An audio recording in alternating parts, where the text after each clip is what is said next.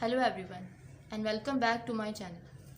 Today our topic is bacteria exotoxin, and in this video we will discuss some main features and important exotoxins of gram-positive and gram-negative bacteria. First we have some main features of exotoxins. First, these are produced by both gram-positive and gram-negative bacteria. Remember, the endotoxins, these are produced only by gram-negative bacteria. Second main feature is these are secreted by bacteria, while the endotoxins, these are the component of a cell wall. Third, we have these are polypeptides, and their genes are located on a plasmid or a bacteriophage. So here we have some main features of bacterial exotoxin. As we know that when bacteria produce the toxin, then it will cause some diseases. And in this video, we will discuss some important exotoxins of gram-positive and gram-negative bacteria. In the gram-positive, we have tetanus toxin. Second, we have diphtheria toxin. And third, we have toxic shock syndrome toxin. And in the gram-negative, we have Heat-labile enterotoxin. Second, we have Shiga toxin. And third, we have the cholera toxin. Let's discuss briefly one by one. In the gram-positive bacteria, first we have the tetanus toxins that are produced by Clostridium tetani, and these are the gram-positive rods. This tetanus toxin is also known as a neurotoxin, and it will prevent the release of inhibitory neurotransmitter that helps in the muscle relaxation. These are the neurotransmitters, and when bacteria, that is Clostridium tetani, produce this tetanus toxins, it will block the release of this inhibitory neurotransmitters, and it does not help in the proper muscles movement, and it will lead to the muscle spasms and the paralysis. So when this toxin is produced, it will cause the muscle spasms and the paralysis because of the inhibitory neurotransmitters blockage. Second, we have the diphtheria toxins that are produced by Corynebacterium diphtheria, and we know that this diphtheria toxin have two active polypeptides. First, fragment A, and second, fragment B. And what is the function of these fragments? Let's see.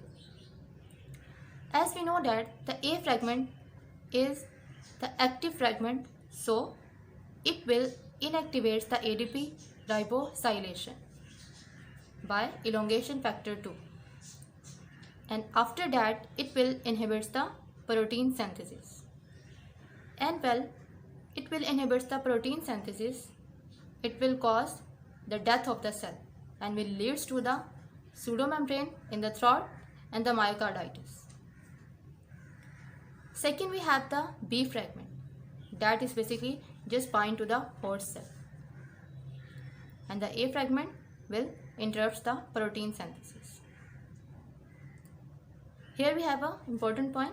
The other organisms whose exotoxins act by ADP ribosylation, these are the E. coli, Vibrio cholera, or Bordetella pertussis.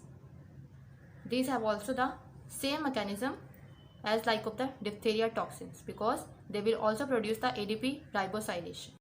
Third, we have toxic shock syndrome toxin, and basically these are produced by certain strains of Staphylococcus aureus and Staphylococcus pyogenes. This is basically a super antigen, and it will binds to MHC class II molecules by T cell receptors. When it binds to MHC class II molecules and the T cell receptors, it will cause the activation of T cells.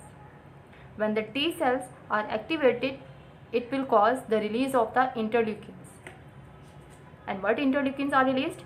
These are mostly interleukins 1, interleukin 2, and tumor necrosis factor. And when these interleukins and tumor necrosis factor are released, it will cause the toxic shock. These are basically all about the gram positive and exotoxins. Now let's move to the gram negative exotoxins. First we have the heat labile enterotoxins that are produced by E. coli. And what will they do? When they produced, it will cause the stimulation of adenyl cyclase into the small intestine epithelial cells. When they stimulate the adenyl cyclase, it will cause the increase in the concentration of the cyclic AMP activity. And after that, it will cause the release of the chloride ions from host cells into the GI lumen and decrease in the absorption of the sodium ions from GI lumen and will lead to the fluid or electrolyte loss into the lumen and will lead to the watery diarrhea. Second, we have the Shiga toxins that are produced by some strains of E. coli with O157H7 serotype, and in which O157 is going to be the cell wall antigen and H7 is going to be the flagellar antigen. As these are basically the enterohemorrhagic E. coli, so from hemorrhagic you can easily remember it will cause the bloody diarrhea. And what will they do? When these toxins binds, it will inhibits the protein synthesis. And when these toxins binds to the receptors on the kidney or the small blood vessels, it will cause the death of the cells because it does not produce the proteins. And after that, it will cause the renal failure or microangiopathic hemolytic anemia. And when these Shiga toxins enters into the bloodstream, it will cause the hemolytic uremic syndrome. In the last, we have the cholera toxins that are produced by the Vibrio cholera and will cause the watery diarrhea. What will they do?